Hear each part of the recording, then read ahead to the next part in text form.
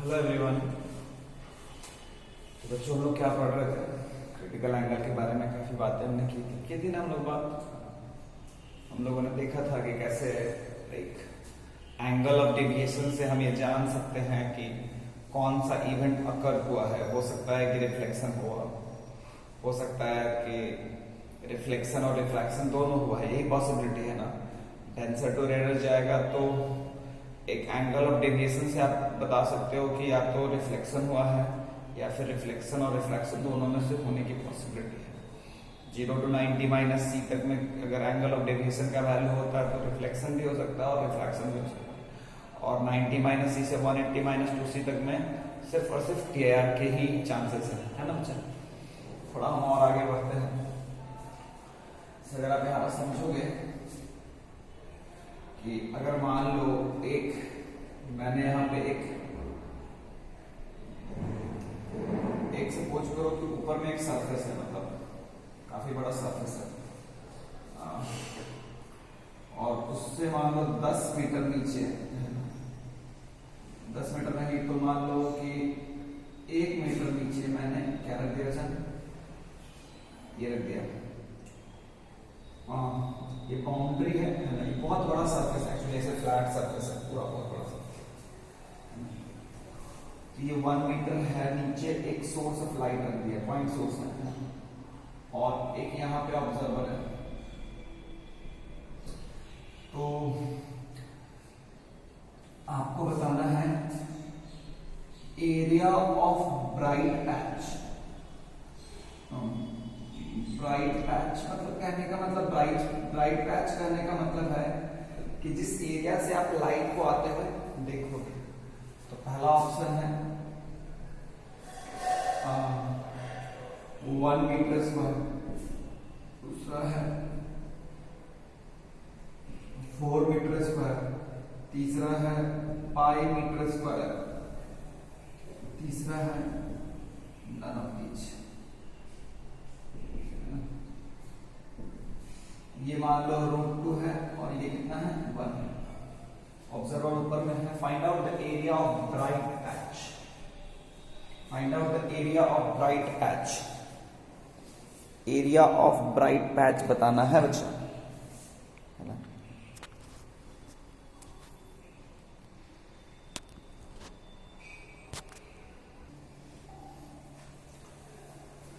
तो देखो आखिर ऐसा क्यों होगा कि इस ऑब्जर्वर को किसी एरिया से लाइट दिखाई देगा और किसी एरिया से लाइट नहीं दिखाई। क्योंकि रे कहां से कहां जा रहा है, डेंसर टू रेयर। रे कहां से कहां जा रहा है, डेंसर टू रेयर। जब डेंसर टू रेयर जाओगे तो व्हाट विल हैपन कि मतलब हो सकता है तुम्हारा एंगल ऑफ इंसिडेंस ऐसा हो जाए कि वो क्रिटिकल एंगल से ज्यादा हो जाएगा, तो वो रे बाहर ना जाके इसी मीडियम में लौट जाएगी। तो इसीलिए इस तरह के क्वेश्चंस में हमसे पूछा जाता है एरिया ऑफ ब्राइट पैच। अब अगर तुम ध्यान से देखोगे तो मैं इस क्वेश्चन को थोड़ा सा बताता हूं। अगर आप समझो तो यहाँ पे क्या है बच्चा, मतलब मैं ऐसे एक फ्लैट था लेकिन मैंने उसको गोल दिखाया है ना।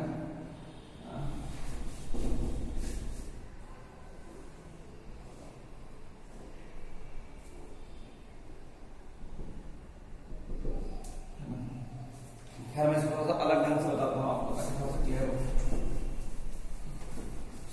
अगर आप समझोगे तो मैं इसके जस्ट नीचे है ना, ये ऐसे नीचे है। मान लो कि एक सरफेस में मैंने ऐसे एक लाइन ले ली। ध्यान से देखो तो ये रे जो है और ये रे जो है और ये रे जो है, धीरे धीरे जब तुम दूर जा रहे हो तो तुम्हारा क्या हो रहा है, तुम्हारा एंगल ऑफ इंसिडेंस क्या हो रहा है, एंगल ऑफ इंसिडेंस क्या हो रहा है, इंक्रीज हो रहा है।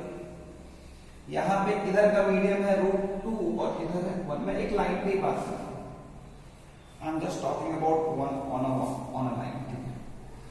तुम अगर ध्यान से देखोगे तो यहाँ पे क्या है, साइन सी का वैल्यू क्या है 1/√2।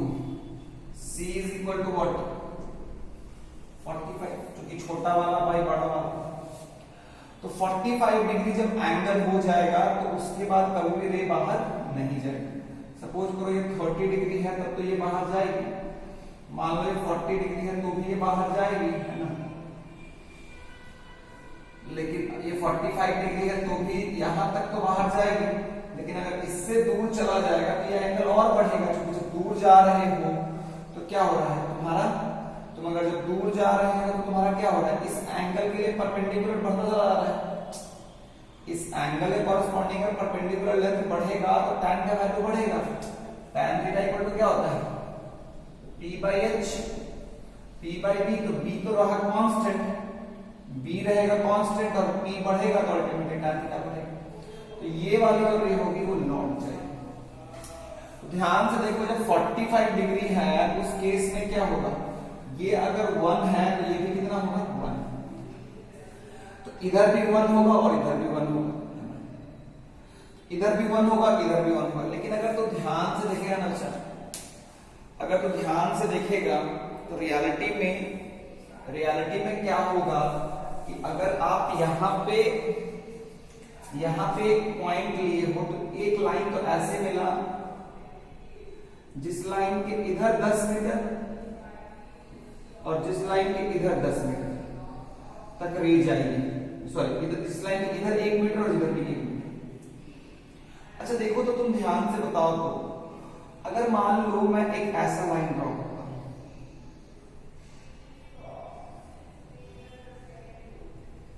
है ना, तुम ध्यान से देखोगे ना तो तुम्हारे लिए ये इधर भी क्या होगा, इधर 1 मीटर और इधर भी 1 मीटर। जैसे अगर मान लो मेरे जस्ट यहां था तो ऐसे करने से तो मेरे को 1 मिला कि नहीं मिला, इस लाइन पे ऐसा हुआ कि नहीं हुआ, जैसा ये लाइन है वैसा ही तो इसके लिए ये भी लाइन है ना भाई, इस पॉइंट के लिए जैसा ये लाइन है वैसा ही ये लाइन है, क्या कुछ अलग हो गया क्या, जैसा ये वाला लाइन है वैसा ही ये वाला भी लाइन है कि नहीं। अगर ध्यान से देखोगे तो मान लो मैं इस मतलब इस पे भी देखोगे तो क्या होगा, 45 बनाएगा ना। अच्छा मान लो मैंने इसको थोड़ा ऐसे कर दिया, लाइन को ऐसे कर दिया, तो भी क्या होगा, तो भी तो 45 से ज्यादा नहीं जा सकता है ना। ध्यान से समझना मैंने क्या बोला, कि अगर तो ध्यान से देखेगा तो इससे यहाँ पे 45 पर इस लाइन पे आगे नहीं जा सकता। वैसे ही अगर ऐसे रखूंगा तो इस लाइन पे एक 45 मतलब 1 मीटर जाने के बाद बनाया नहीं जा सकता। अच्छा मान लो मैं ऐसे कर दिया तो क्या होगा, इस पॉइंट के लिए अभी भी तो जैसा ये लाइन है वैसा ही ये लाइन है, वैसा ही ये लाइन है ना। ये तीनों लाइन जो है आइडेंटिकल है कि नहीं है ना। आप इसको चाहो तो इस बात को समझना कि मैं एक पॉइंट अगर यहां पे नीचे रखा हुआ है तो ये लाइन ये लाइन ये लाइन ये लाइन ये लाइन ये लाइन ये लाइन, ये सारे लाइंस क्या है, ये लाइन ये लाइन ये लाइन, सारे लाइन क्या है, इस पॉइंट के लिए क्या होगा, आइडेंटिकल होगा। तुम अगर ध्यान से देखोगे ना बच्चा, इस पॉइंट को लेकर के अगर मैं एक सर्कल ड्रॉ कर दूं,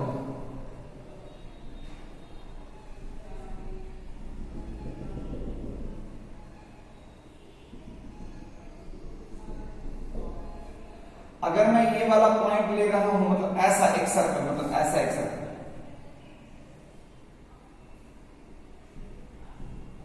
एक मीटर का सर्कल है ना। अगर आप एक ऐसा सर्कल ड्रॉ कर दो तो उस सर्कल जितने भी ये पॉइंट है,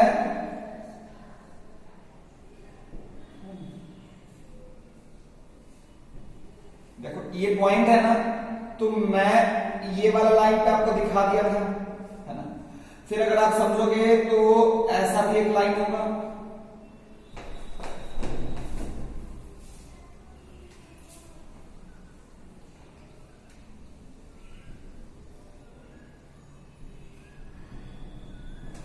है ना। ये वाला लाइन पे तो मैंने आपको दिखा दिया था, दिखाया था नहीं दिखाया था। फिर उसी तरह से ये वाला भी लाइन पे मैंने आपको दिखाया था, है ना। तो लाइक आप अगर चाहोगे तो यहाँ पे आपको एक सर्कल मिलेगा, इसको सेंटर मानते हुए एक सर्कल ड्रॉ करोगे तो, और उस सर्कल का रेडियस क्या होगा, 1 मीटर होगा। 45 के लिए ये लेंथ कितना होगा, 1 मीटर, है ना। तो अल्टीमेटली इसका एरिया कितना हो जाएगा, pi into 1 square, pi metre square. समझ में आया नहीं आया, क्या डाउट है? चलो मैं तुम्हें एक बार फिर से समझाने की कोशिश करता हूं। देखो बहुत छोटी सी बात है कि इस बात को समझो। मैंने तुम्हें एक्सप्लेनेशन दिया था ना, उस एक्सप्लेनेशन में मैंने तुम्हें बोला कि ये जो पॉइंट है ना, इसके जस्ट ऊपर एक लाइन ले लो। लेकिन अगर तू ध्यान से देखेगा तो ये लाइन मैंने लिया इसी में, ये एक सर्कल, यहां से 1 मीटर के बाद जो लाइन जाएगी इस लाइन पे, वो स्ट्राइक, वो 1 मीटर से ज्यादा जो भी लाइट इस लाइन पे स्ट्राइक करेगी वो टीआईआर हो जाएगी। लेकिन अगर ध्यान से देखो बच्चा, तो ये जो लाइन है, ये इस पॉइंट के जस्ट जो नीचे है, इस पॉइंट के जस्ट जो नीचे है, सपोज करो मान लो मैंने यहां पे एक कैप रखा है, मान लो ये लाइट सोर्स है, लाइट सोर्स। ये लाइन जो होगा, ये लाइन क्या होगा, जैसा ये लाइन है वैसा ही ये भी लाइन है इसकी, वैसा ही ये भी लाइन है इसकी, वैसा ही ये भी लाइन है इसकी। क्या मेरी बात समझ में आएगी नहीं है? जैसा ये लाइन है वैसा ही ये, वैसा ही ये, वैसा ही ये, वैसा ही ये। इन सारे लाइंस को अगर आप बनाओगे तो क्या बनेगा, कैसा एरिया बनेगा? इन सारे लाइंस को अगर आप एक जगह पे लाओगे तो कैसा एरिया बनेगा? एक पूरा का पूरा सर्कल। और उस सर्कल में कोई भी लाइन लोगे तो सर्कल के सेंटर से 1 मीटर जाने के बाद लाइट रे जो भी स्ट्राइक करेगी वो टीआईआर कर जाएगी। तो area of bright patch will be how much, pi into 1 square. Clear है क्या?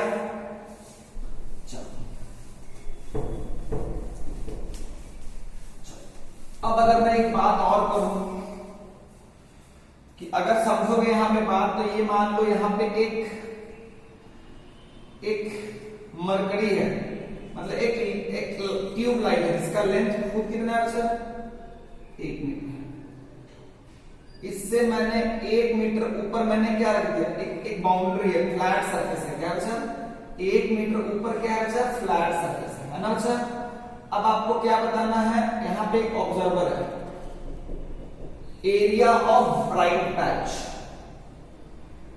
एरिया ऑफ ब्राइट पैच है ना। तो पहला ऑप्शन है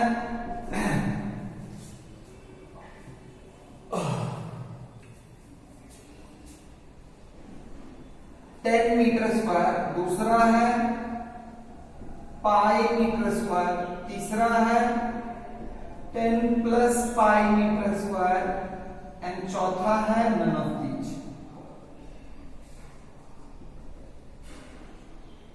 एरिया ऑफ ब्राइट पैच बताना है। ऑब्जर्वर ऊपर है लेकिन यहां पे जो लाइन है, यहां पे जो सोर्स है वो लीनियर है, वो एक पॉइंट सोर्स नहीं है। ये कितने का है, 1 मीटर।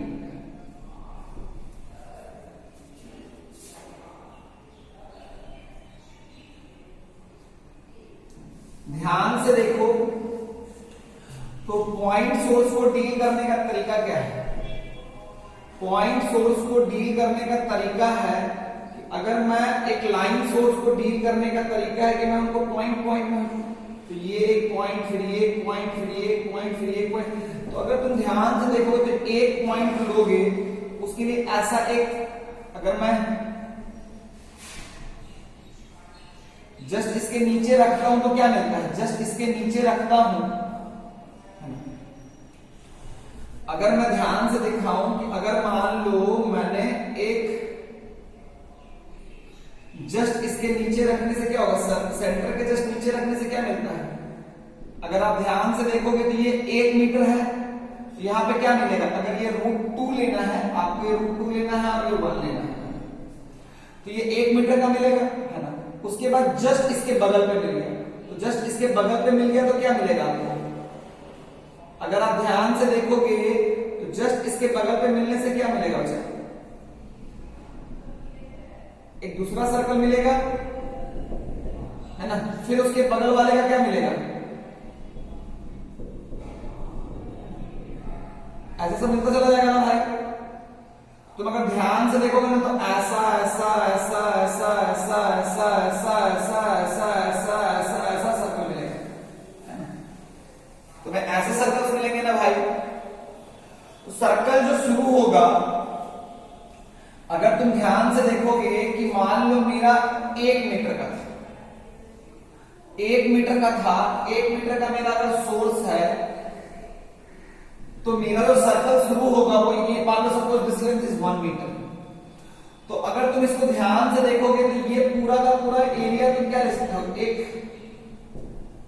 रेक्टेंगल की तरह कंसीडर कर सकते हो, और इधर एक हाफ सर्कल मिलेगा और इधर भी एक तुम्हें हाफ सर्कल मिलेगा।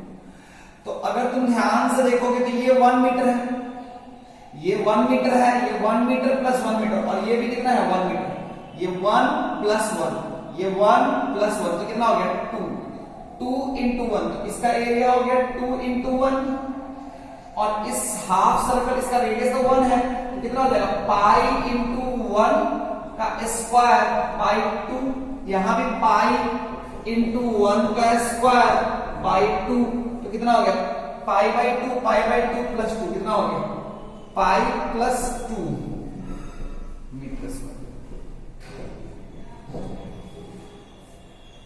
नहीं समझ में आया? अगर नहीं समझ में आया चिंता नहीं करना। देखो मैं तुम्हें क्या समझा कि अगर मान लो मेरा ऐसा एक रॉड है, मतलब ऐसा एक ट्यूबलाइट है, इसके जस्ट ऊपर क्या होगा, एक सर्कल बनेगा, इसके जस्ट ऊपर एक सर्कल बना था भाई, फिर उसका सर्कल, फिर उसके जस्ट बगल वाले का सर्कल उससे कॉन्साइड करेगा, लेकिन थोड़ा आगे निकलेगा, फिर उसका circle circle circle circle circle, तो जो एंड पे होगा उसका भी एक सर्कल होगा, जो इसके इधर इसके कितना होगा, इधर 1 मीटर इधर होगा। तुम अगर सब सर्कल्स को अगर ऐसे देखोगे, ये सारे सर्कल ऐसे सर्कल्स, तो तुम अगर ध्यान से देखोगे ये सर्कल यहां शुरू हुआ और यहां पे खत्म हुआ, ये लास्ट सर्कल है। ये लास्ट सर्कल किसका होगा, ये जो लास्ट वाला ये जो सर्कल है ये इसका है, और ये वाला भी सर्कल इसका है। बाकी अगर तुम ध्यान से देखोगे तो इसको मैं एक रेक्टेंगल की तरह ट्रीट कर सकता हूं। इसका सेंटर कितना है, इसका सेंटर 1 है, ये 1 प्लस 1, ये सेंटर 1 है, ये लेंथ हो गया 2 और ये हो गया 1, ये एरिया हो जाएगा क्या देगा 2 इंटू 1, और ये हो जाएगा पाई इंटू 1 स्क्वायर बाई 2, और ये भी कितना हो जाएगा पाई इंटू 1 स्क्वायर बाई 2। ऐसे क्वेश्चन आ सकते हैं, है ना। खूब समझने की जरूरत क्या है ना, खूब समझने की जरूरत क्या है बच्चा। एक चीज जो तुम्हें मैं समझाना चाहता हूं कि आप इस बात को समझिए कि अगर मैं एक पॉइंट के रूप में सोचूं, उसका एरिया कैसा आता है, उसका एरिया ऑफ ब्राइट पैच कैसा आएगा, सर्कल का रूप में कैसा आएगा बच्चा। उस सर्कल को मैंने समझाया था ना, उस सर्कल को मैंने समझाया था ना कि इसके लिए ये लाइन और ये लाइन, इसके लिए ये लाइन और ये लाइन, दोनों, इसके लिए ये लाइन लोगे, ये लाइन जो है, और अगर मैं इसको टिल्ट कर दूं तो भी ये लाइन और ये लाइन, दोनों लाइन क्या है सेम है ना। ऐसे लाइन लूं या ऐसे लाइन लूं, इस पॉइंट ऑब्जेक्ट के लिए दोनों लाइन क्या है आइडेंटिकल। तो अगर इस पे 1 मीटर इधर जाएगा तो इस पे भी कितना मीटर इधर जाएगा बच्चा, 1 मीटर। कोई दिक्कत वाली बात नहीं, बाकी तो चीजें ठीक है।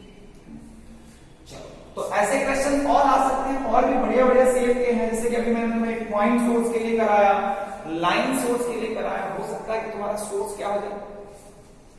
एक क्वेश्चन घर से ट्राई करना, एक क्वेश्चन घर से ट्राई करना। क्वेश्चन है कि ऐसा सरफेस है लेकिन नीचे जो है ना ऐसे, नीचे मैंने 1/4 मीटर, नीचे 1 मीटर का रेडियस का एक लाइट सोर्स रखा हुआ, कितना 1 मीटर, ये मान लो 2 मीटर है, ये √2 है, ये 1 है। आपको बताना है एरिया ऑफ ब्राइट पैच, घर से सोचना।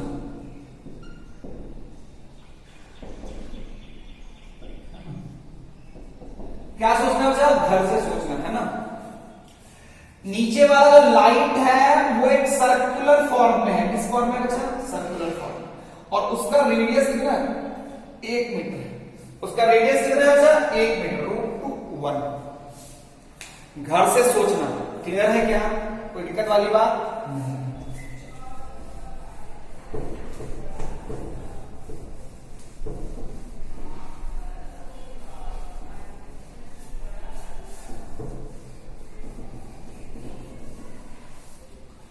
अब क्या है बच्चा कि तुम लोगों को मैंने एक चीज पढ़ाया था बेसिक क्लास में कि सपोज करो मैं एक ऑब्जेक्ट रख दूं, ये μ2 है, ये μ1 है,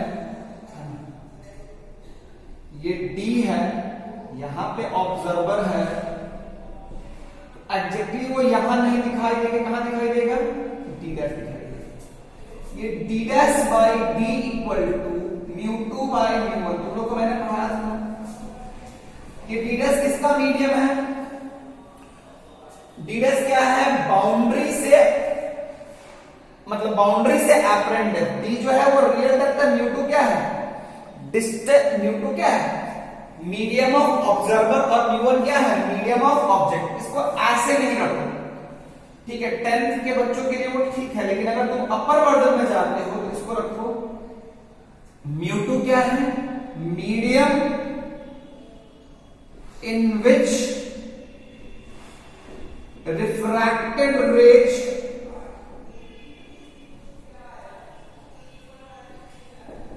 will go।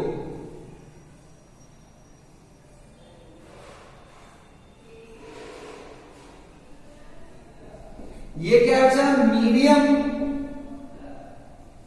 From which incident rays are coming. मैंने इसको इसलिए बताया, कुछ रीजन है, बाद में समझना है। Incident rays are coming, medium in which refracted rays will go, medium from which incident rays will come. Incident rays are coming है ना। मैंने ऑब्जेक्ट एंड ऑब्जर्वर के टर्म्स में मैंने आपको, ऑब्जेक्ट एंड ऑब्जर्वर के टर्म्स में मैंने आपको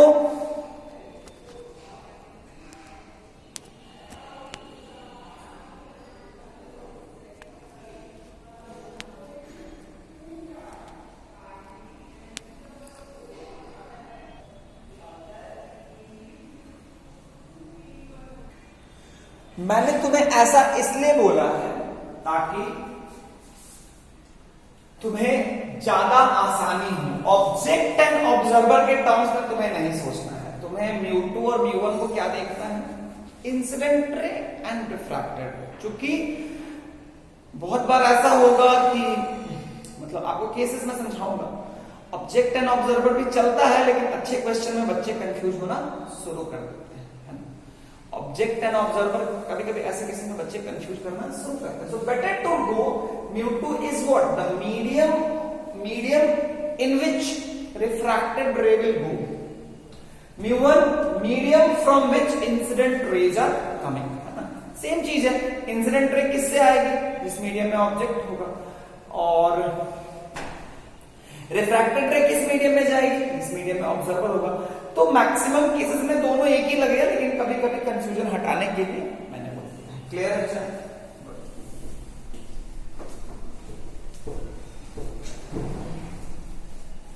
आगे बात करते हैं। काफी अच्छे अच्छे क्वेश्चन हो सकते हैं। जैसे मान लो ये है तुम्हारा, ये मान लो यहाँ पे पानी है, मैंने यहाँ पे एक ऑब्जेक्ट लगा दिया, यहाँ पे एक object,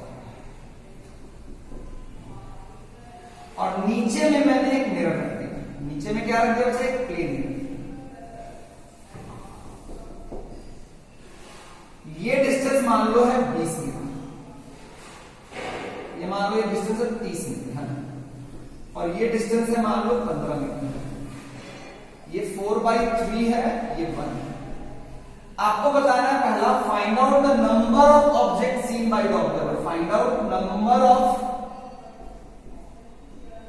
object seen by observer. पहला ऑप्शन है 1, दूसरा ऑप्शन है 2, तीसरा ऑप्शन है 3, चौथा ऑप्शन है नन ऑफ ईच।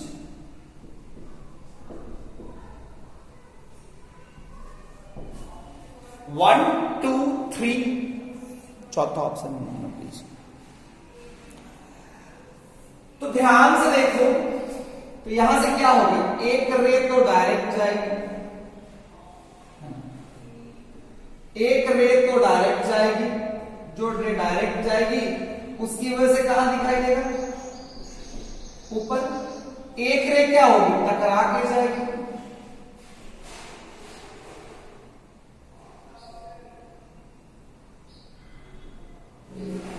एक रे जो टकरा के जाएगी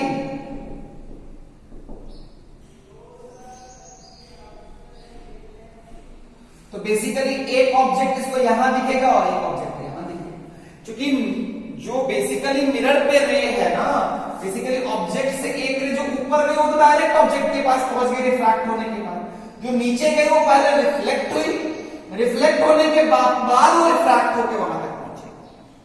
तो नंबर ऑफ ऑब्जेक्ट को कितना दिखाई देगा, 2। क्लियर है। अब मेरा क्वेश्चन ये है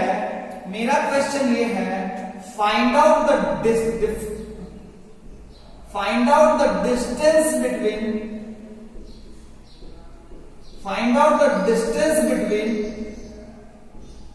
to appeared objects of the find out the distance between two appeared objects of the observer. Option A,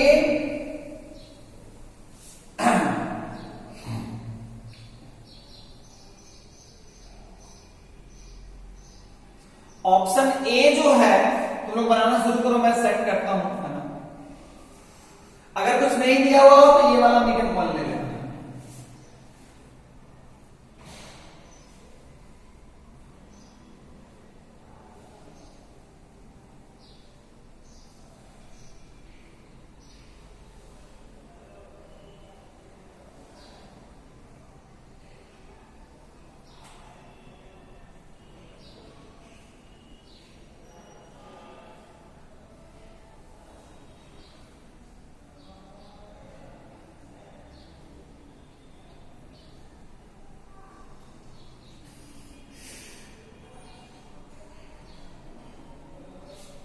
पहला ऑप्शन है 20 मीटर, दूसरा ऑप्शन है 30 मीटर, चौथा ऑप्शन है 22.5 मीटर, डी है none of these।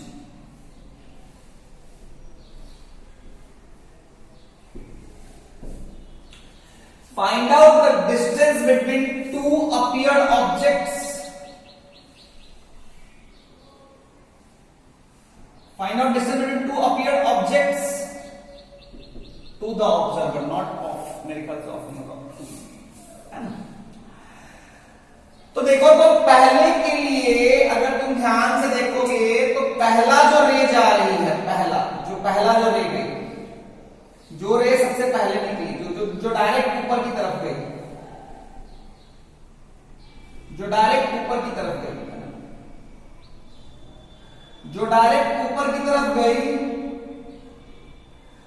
उसके लिए अगर तुम ध्यान से देखोगे तो डी कितना हो गया, डी हो गया 30, μ2 हो गया 1, रिफ्रैक्टेड रे इस मीडियम में जा रही है ना, तो 1/4/3,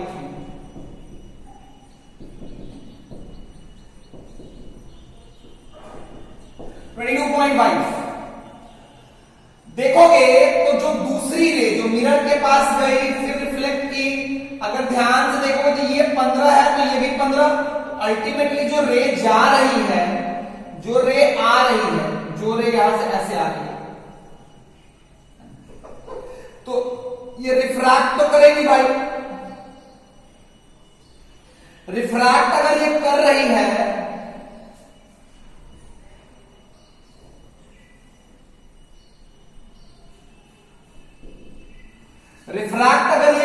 है तो क्या होगा, रिफ्रैक्ट अगर ये कर रही है तो क्या होगा बच्चा,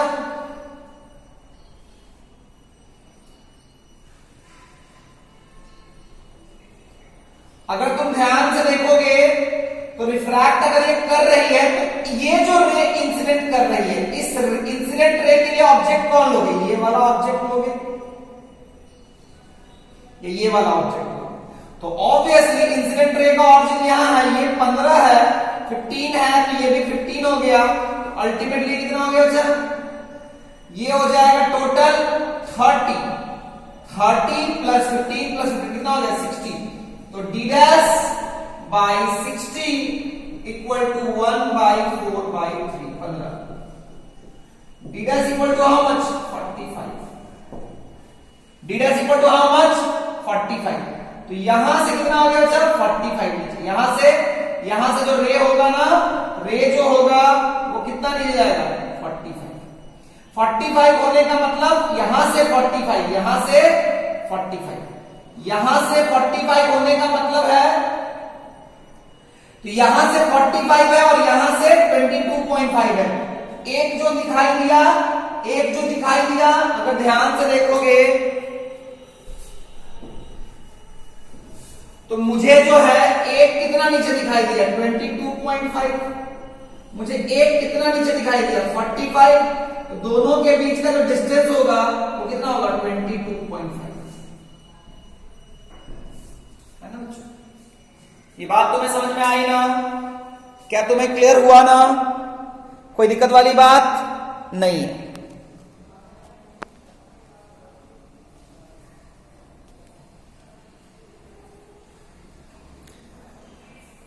चलो मिटा दूं मैं,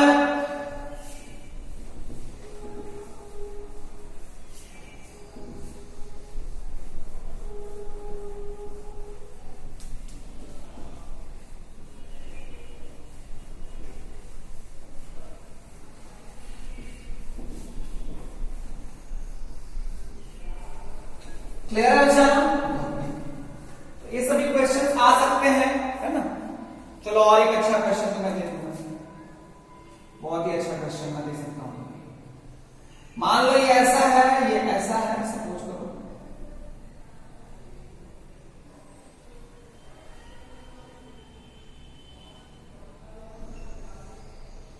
यहां पे ऐसा ऐसा एक सरफेस है, ये स्फेरिकल मिरर है, क्या लगा दिया बच्चा?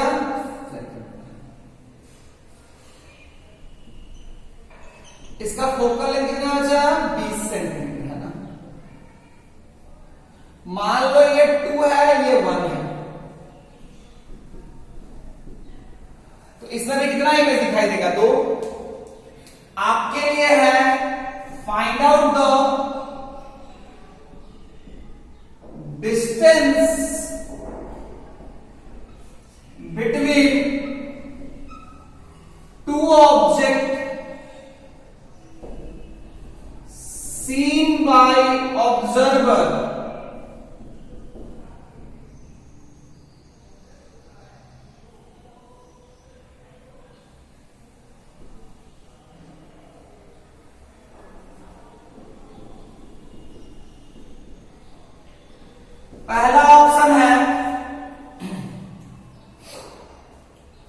पहला ऑप्शन है, तुम लोग बनाना शुरू करो।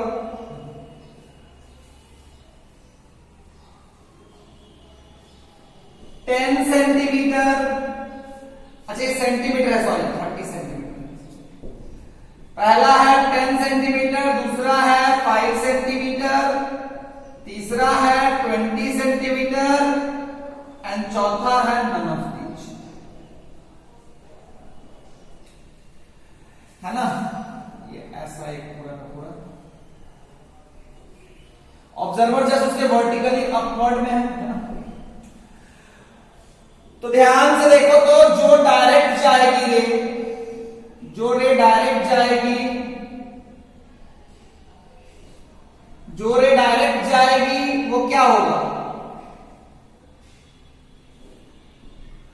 वो मुझे कहां दिखाई देगी, निकाल सकते हो क्या? अगर तुम ध्यान से देखोगे तो इस जो डायरेक्ट जो रे जाएगी उसके लिए क्या होगा d dash by d, d कितना हो गया 41 बाई 2 20, तो d डैश हो गया 20, d डैश हो गया 20, क्लियर है क्या? दूसरा क्या है अच्छा कि जो रे मिरर पे आएगी, है ना, जो रे तो डी डैश कितना हो गया 20 है ना।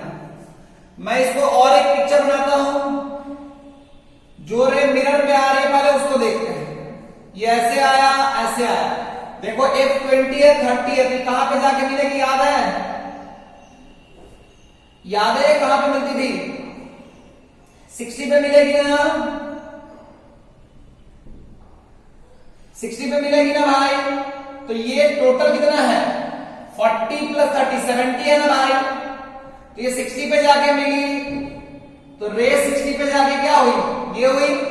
अब ये जो रे ऐसे और ऐसे जाएगी, तो तुम अगर ध्यान से देखोगे तो जो रे ऐसे और ऐसे गई, उस डाइवर्ट होने के लिए डी डैश, डी कितना लोगे? क्योंकि यहां से तो ये 70 है, लेकिन ये यहां से 60 है, यहां से ये 60 है और ये पूरा 70 है ना। ये जो है ये 60 और ये जो है वो 70। तो ये जो रे रिफ्रैक्ट हो रही है उसके लिए ऑरिजिन यही ना है, तो डी कितना लोगे 10 µ2 कितना हो गया 1/2। तो डी डैश कितना हो गया 5। एक जो है वो यहां से 5 और एक जो है वो यहां से क्या होगा, यहां से एक जो है वो यहां से क्या हो गया 20। एक जो है वो यहां से 5 और एक जो है यहां से 20। अल्टीमेटली कितना होगा बच्चा 20 माइनस 5 15 से कितना होगा बच्चा 15 से। कोई दिक्कत वाली बात नहीं है, कोई प्रॉब्लम नहीं है, समझ में आया ना?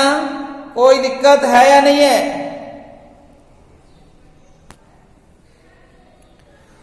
तो खूब बढ़िया समझ में आ रहा है। एक बात समझना, ये फॉर्मूला क्या है D dash by D equal to µ2 by µ1 का पर्पस क्या है कि अगर कभी बाउंड्री से कोई रे रिफ्रैक्ट कर रही है, तो अगर इंसिडेंट रे का इंटरसेक्शन पॉइंट अगर डी नीचे है, समझना नहीं बात, मैं तुम्हें इस फॉर्मूले को ऐसे बताता हूं, D dash by D equal to µ2 by µ1। तो ये डी क्या है? डी क्या है? इंटरसेक्शन ऑफ इंसिडेंट रे, वही ना। डी डैश क्या है? इंटरसेक्शन ऑफ रिफ्रैक्टेड रे, है ना। खूब बढ़िया से समझना, ऑब्जेक्ट ऑब्जर्वर ये सब ठीक है, लेकिन जो सबसे काम की बात है कि रिफ्रैक्टेड रे का इंटरसेक्शन क्या हुआ बाउंड्री से डी डैश नीचे, इंसिडेंट रे का ऑरिजिन क्या हुआ बाउंड्री से डी नीचे। क्या मेरी बात समझ में आई बच्चा? कोई दिक्कत वाली बात नहीं है, समझ में आया ना?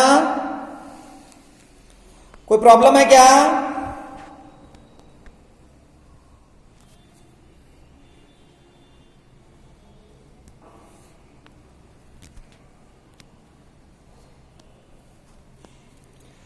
क्लियर हो गया ना आप लोगों को?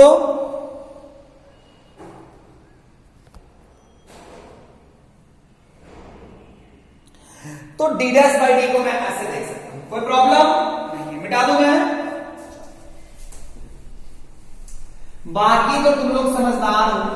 1/v plus 1/u plus two 1/f hi/ho equal to minus of v by u, D dash by D equal to µ2 by u। ये सारे में क्या है बच्चा? u क्या है? Intersection of incident raise. v क्या है? Incident intersection of reflected raise. d dash क्या है? इंटरसेक्शन ऑफ, जो d डैश है वो क्या है? जहां पे इंटरसेक्शन ऑफ रिफ्रैक्टेड रेज का बाउंड्री से डिस्टेंस। d क्या है? इंटरसेक्शन ऑफ इंसिडेंट रेज का बाउंड्री से डिस्टेंस। u क्या है? इंटरसेक्शन ऑफ इंसिडेंट रे का पोल से डिस्टेंस।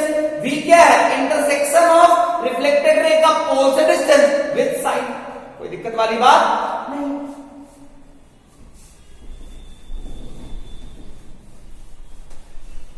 कोई प्रॉब्लम नहीं है। चलो एक क्वेश्चन और करते हैं।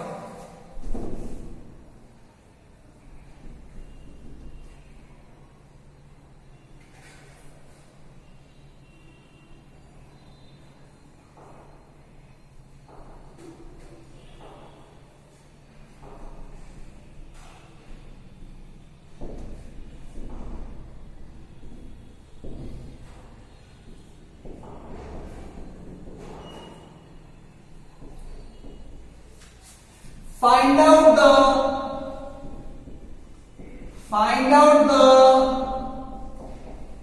distance between two objects seen by observer। पहला ऑप्शन है 10 सेंटीमीटर, दूसरा है 5 सेंटीमीटर, तीसरा है 15 सेंटीमीटर एंड चौथा है none of these। खूब बढ़िया से सोचो और बनाओ और खुश रहो, है ना बच्चों। देखो तो क्या कहानी वही रहेगी। हाँ बच्चों बिल्कुल वैसे, ये ऐसे जाएगी, ऐसे हो जाएगी, ये कितना नीचे दिखाई देगी भाई, ये डिस्टेंस कितना होगा 10 सेंटीमीटर, कर सकते हो ना। d dash by 20 equal to mu two, mu two हो गया 1/2, d डैश हो गया 10। क्लियर है ना। अब क्या होगा, जोरे ऐसे आएगी, जोरे ऐसे आएगी। अब अगर तुम ध्यान से देखोगे तो ये वाला जोरे नीचे गई, जोरे नीचे गई, उसका क्या होगा भाई,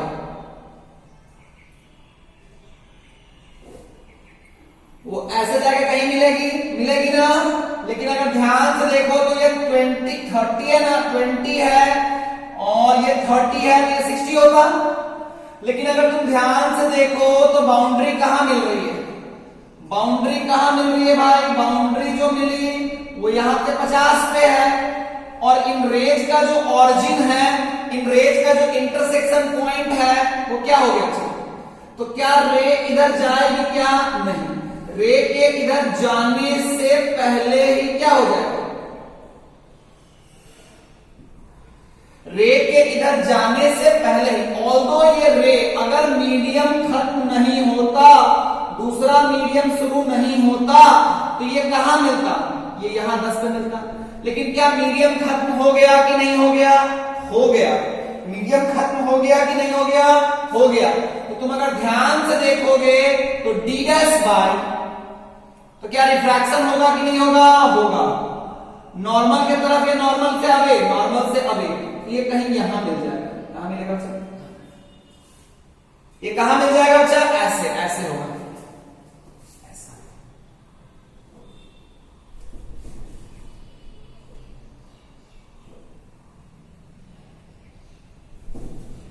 ध्यान से देखो, तुम्हें पिक्चर क्लियर है ना भाई। तो रियलिटी में ऐसे जा रही थी, नॉर्मल से अवे, चूंकि रेयर में गया तो नॉर्मल से अवे, तो ऐसे चली गई, नॉर्मल से अवे ऐसे चली गई, यहां मिल गया।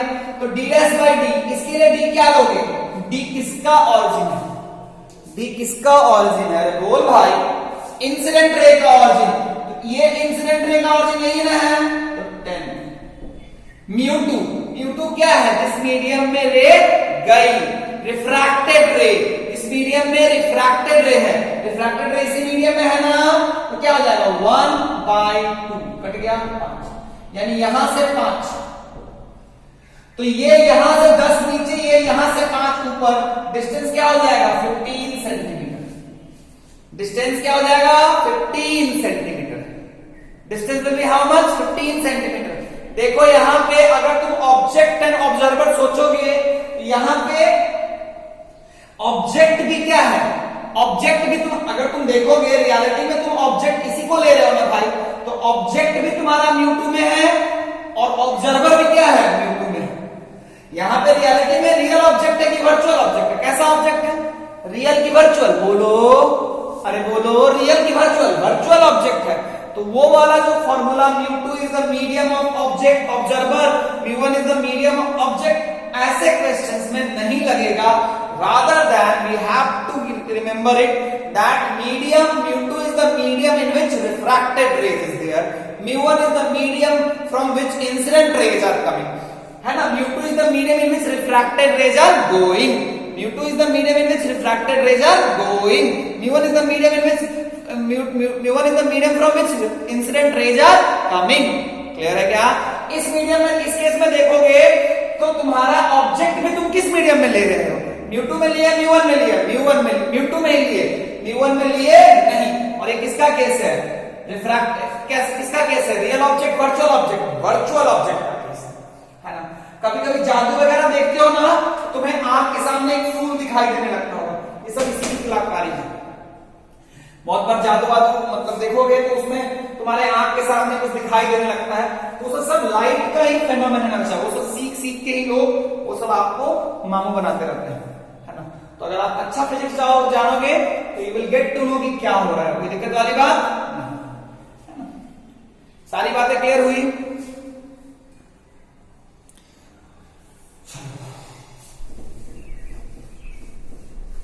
रे डायग्राम भी बनाने आना चाहिए, रे डायग्राम भी बनाने तुम्हें आना चाहिए, है ना। अच्छा, खूब बढ़िया है, तुम्हें रे डायग्राम भी बनाने आना चाहिए।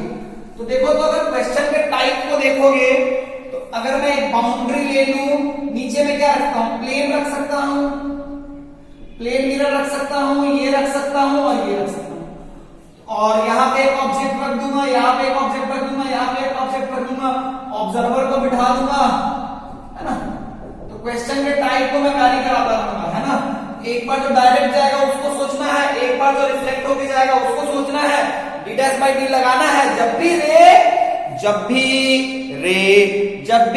रे एक मीडियम से दूसरे मीडियम में जाएगी, तो जहां पे ऑब्जेक्ट है, ऑब्जेक्ट वहां नहीं दिखेगा। वो कहां दिखेगा? उसका बाउंड्री से डिस्टेंस निकालने के लिए हम लोग कौन सा फॉर्मूला लगाते हैं? d dash by d equal to mu two by mu one. Mu two क्या है? Mu two is the medium in which refracted rays are going, mu one is the medium from which incident rays are coming. कोई दिक्कत नहीं है। वो object and observer वाली बात याद रखोगे, 10 तक के लिए चलेगा, लेकिन कहीं कहीं जब वर्चुअल ऑब्जेक्ट से केस होंगे तो आप कंफ्यूज करना शुरू हो जाओगे। तो ऐसे क्वेश्चन वैरी करा सकता है, कोई टफ चीज नहीं है। कोई टफ चीज है या नहीं है? अरे बोलो मेरे बच्चों, बोलो। क्या है? अच्छा, एक बात बता, मेरे दिमाग में क्वेश्चन आया, देखो तुम लोग सोच सकते हो कि नहीं सोच सकते हो, कि अगर तुम ध्यान से देखो तो ये ऑब्जेक्ट है, ये म्यू2 है, ये म्यू1 है, ये म्यू2 है। जैसे यूजुअली ये डेंसर होता है, जैसे यहाँ पे 4/3 हुआ, ये 1 हुआ, तो हम क्या करते हैं? हम हमेशा d dash by d equal to mu two by mu one धराले से लगाते हैं, है ना। लेकिन रे तो डेंसर टू लेयर जा रहा है, क्या टीआईआर हो सकता है? अरे टीआईआर हो सकता है, नहीं हो सकता? बोल, टीआईआर हो सकता है, नहीं हो सकता है? हो सकता है। लेकिन फिर भी कभी टीआईआर की बात की है क्या?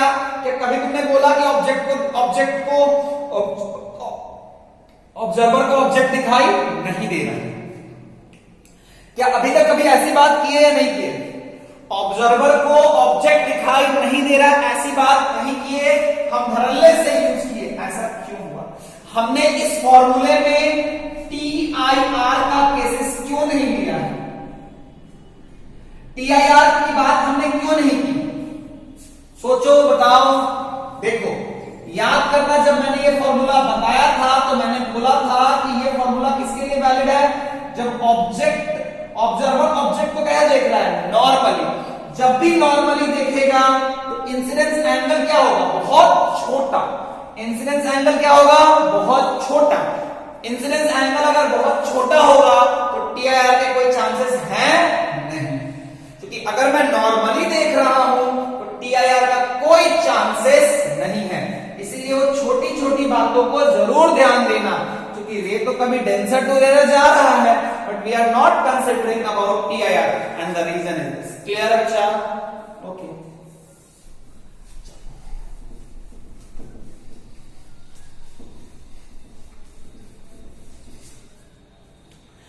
चलो, मान लो एक ऐसा है, ये ऐसा है, ऑब्जर्वर यहां बैठा है, ये एक ऑब्जेक्ट है ना। मान लो ये 20 है, ये 20 सेंटीमीटर है।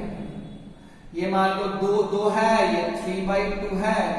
मान लो ये जो है 30 सेंटीमीटर, ये 1 है। आपको बताना है, ये मान लो 10 centimetre. Find out the distance. Find out the distance of. Find out find out the depth of the object seen by observer.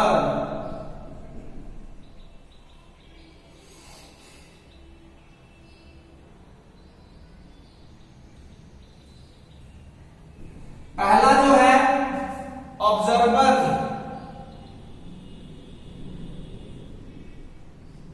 From observer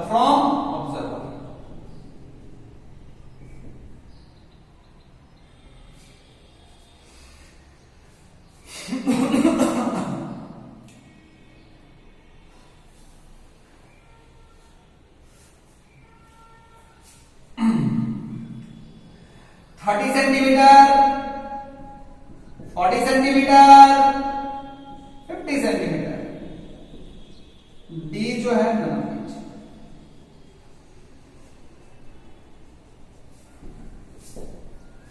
D जो है वो क्या है? None of these. सोच के बताओ, सोच के बताओ, सोच के बताओ, सोच के बताओ, सोच के बताओ।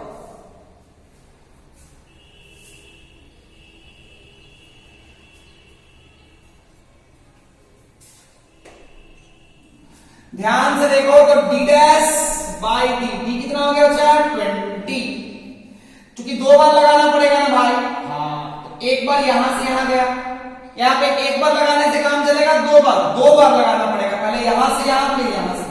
तो देखते हैं डी डैश बाई डी तो कितना हो गया? 20। न्यू टू कितना हो गया? 3/2/2 कट गया।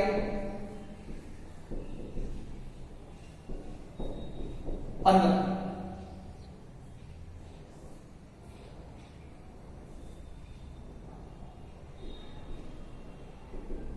अब इस मीडियम में जो रे गई है, इस मीडियम में जो रे गई है उसके लिए इंसिडेंट कौन लोगे? यही लोगे ना।